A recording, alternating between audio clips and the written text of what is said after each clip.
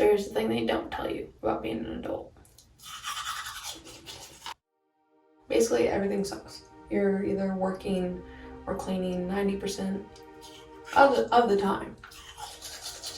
And yeah, I can eat cake at midnight, but I don't. There's a whole falling in love thing and being able to see your partner's genitals whenever you want, but do you know how many mistakes and shit you have to take before you actually find somebody that's willing to grow with you?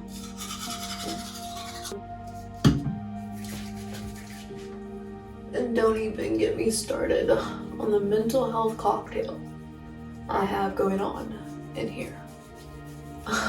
So next thing you know, you're watching reruns of Jersey Shore and smoking weed so that a turkey sandwich tastes okay, and smoking a vape that tastes like Skittles so you can kick the 7-year cigarette smoking habit that you have actively maintained.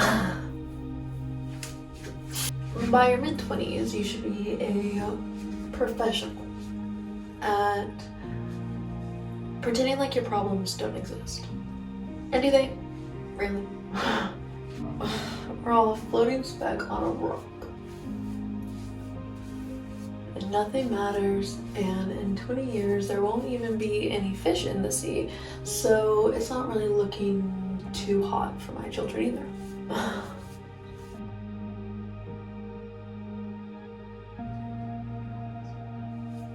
Interphase, running from your problems. So hear me out, you're at the Grand Canyon, living there, which in theory sounds great, until you find yourself in a dorm situation that looks way different than the picture in the application. You're eating all your meals out of a microwave, and you're working with people who keep on calling the outside of the Grand Canyon the normal world, which is a concern. You're surrounded by these weird get out vibes.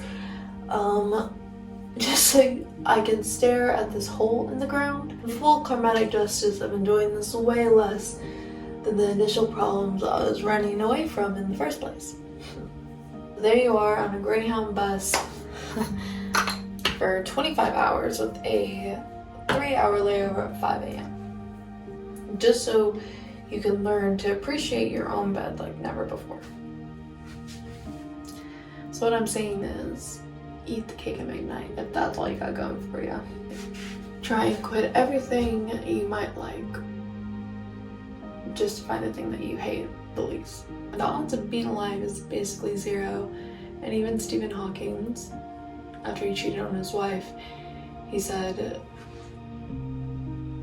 if we're all so insignificant and purposeless in this world, then if you find one person in the entire universe that cares about you, why would you disappoint them? So if you have a partner, make sure you're looking at their genitals as often as possible. We're both surprised that you've watched this far. See you next time.